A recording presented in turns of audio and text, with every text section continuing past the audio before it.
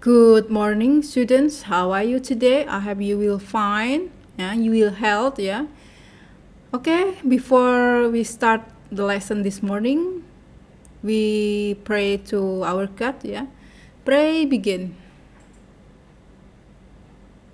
Finish. Okay. Thank you. Yeah. Thank you for your time. Yeah. Now I will teach an English for the 11th grade. Yeah. Untuk kelas 11 ya. Untuk kelas 11 we have passive voice. For the first material in this semester we have passive voice ya. What is passive voice ya? Definisinya adalah merupakan a passive construction occurs when you make the object of an action into the subject of a sentence ya. Bahwa passive voice subjek kalimat tidak melakukan aksi melainkan menerima aksi. Ya. Misalnya dalam bahasa Indonesia kata kerja berawal di seperti disapu, disetir, dimakan, dan masih sebagainya ya.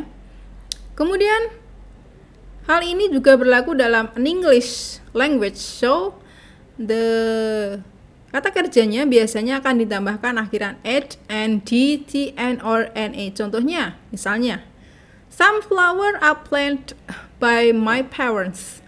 Ya, atau my phone was stolen. Telepon saya dicuri, ya. Kemudian in passive voice we have rumusnya, ya.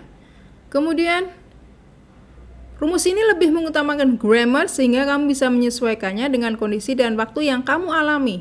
We use simple present tense, ya.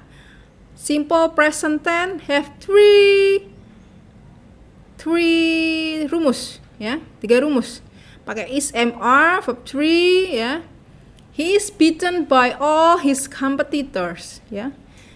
Heart disease is considered by leading cause of death in the United States. I am thrown to the pool last night. Ya, saya dilempar ke dalam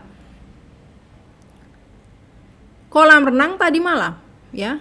Kita punya simple past, kemudian simple future, kemudian simple past future, kemudian present continuous, past continuous, future continuous ya. Kita masih pakai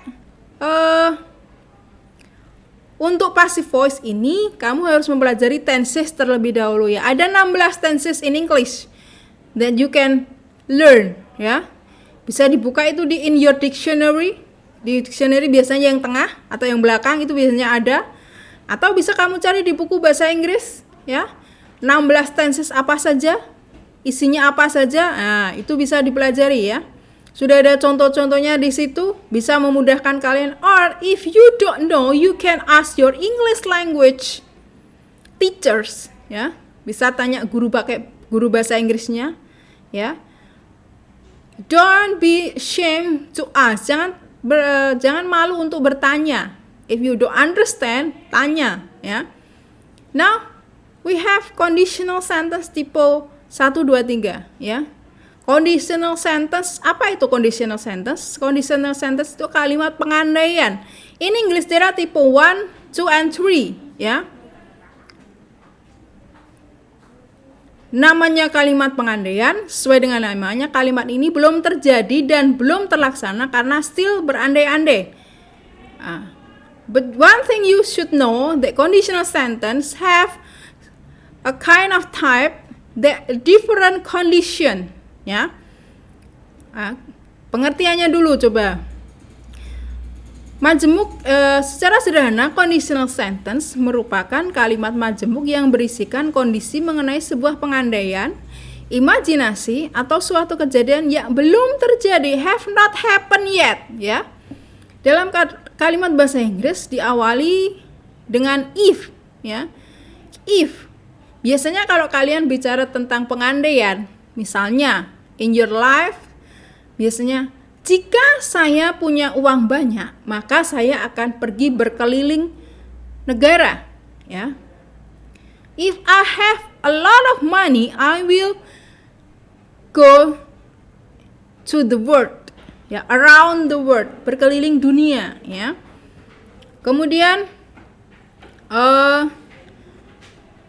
conditional sentence tipe 1, First conditional sentence, bentuk kalimat pengandaian digunakan ketika hasil atau konsekuensi memiliki kemungkinan untuk terjadi di masa depan. Nah, kemungkinan bisa terjadi di masa depan. Misalnya, ya, kita pakai if, simple present, simple future-nya will, ya, imperatif, dan contohnya misalnya adalah if I meet him, I will introduce myself. Jika saya bertemu dengan dia di sini laki-laki karena him ya, katakan di he ya. I will introduce myself. Jika saya bertemu dengan dia, saya akan memperkenalkan diri. Or I will cook dinner tonight if you clean the house. Ya. Saya akan masak untuk makan malam hari ini jika kamu membersihkan rumah. Berarti pengandaian, ada syaratnya yang harus dikerjakan. If you rest, you will feel better. Jika kamu istirahat, kamu akan merasa lebih baik. Ya. If you set your mind to a goal, you will eventually achieve it, ya. Jika kamu jika kamu berpikir tentang perasaanmu adalah tentang perasaanmu itu, ya, tentang keinginan yang ingin kamu raih, ya, kamu mungkin akan mendapatkannya, ya. If it rains, I will stay at home. Jika hari ini hujan, saya akan stay di rumah saja. Saya akan tetap di rumah, ya. Seperti saat ini, ya, pandemi di rumah saja, ya. Kemudian yang second conditional sentence, kalimat pengandaian yang digunakan ketika hasil atau konsekuensi hanya memiliki harapan terwujud walaupun kemungkinannya sangat kecil, ya. Rumus yang digunakan adalah if, simple past, were, would, could, might, and bear, infinitive, ya. Contohnya, ya, ada beberapa contoh di situ, ya. If I were you, I'd tell him the truth. Jika saya jadi kamu, saya akan mengatakan yang sebenarnya, ya. Ya, jika saya jadi kamu, saya akan mengatakan yang sebenarnya pada dia, ya. Atau yang ini, if she meet her mother, she would be very happy.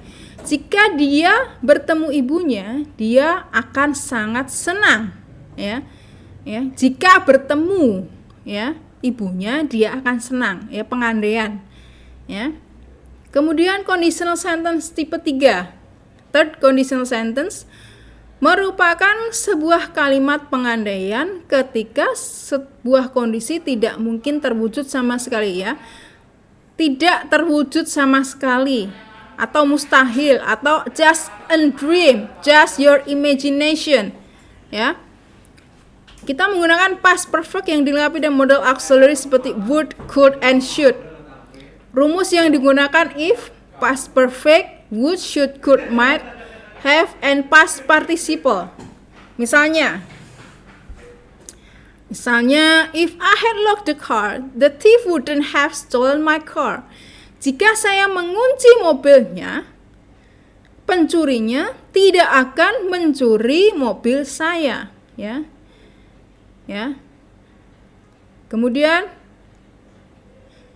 if you had remembered to me, I would have attended your party.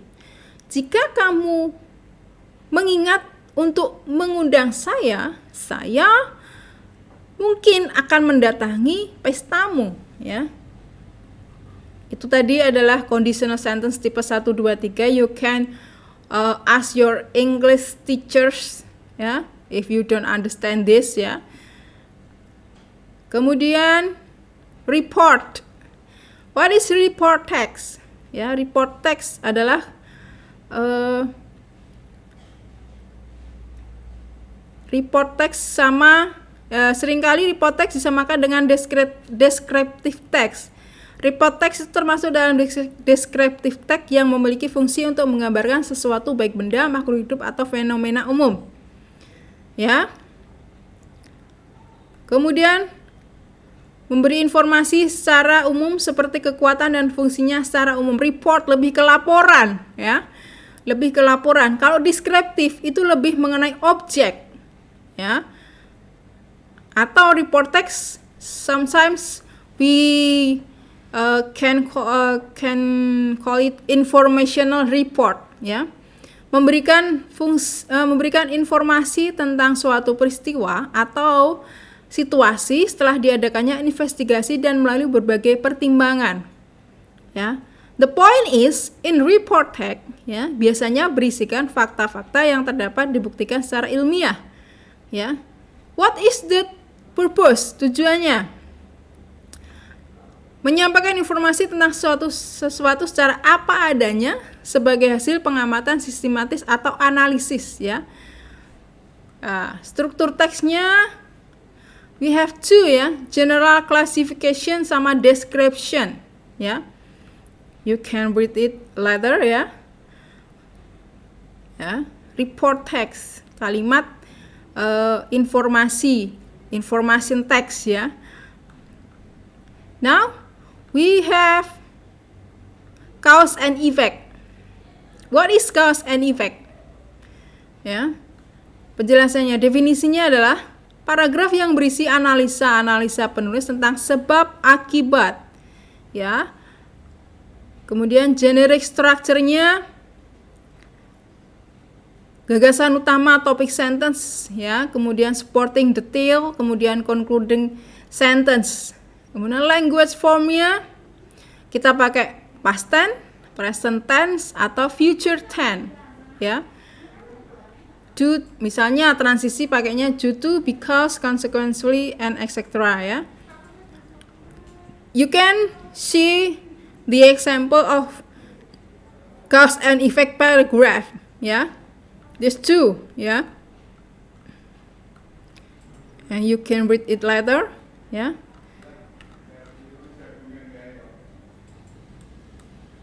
Okay, that's the material in English language for 11th grade, ya. This morning, I hope you can understand. If you don't understand, you can ask your English teachers, ya. You can ask your English teachers, ya. I hope you are happy, ya. Kemudian semoga pandemi segera berakhir, kita bisa segera tatap muka in normal situation, ya. Kita berharap bersama pandemi segera selesai. Semoga kalian bahagia, kalian sehat, kalian mengerjakan semua tugas-tugasnya yang diberikan, ya. Thanks for your attention and good morning.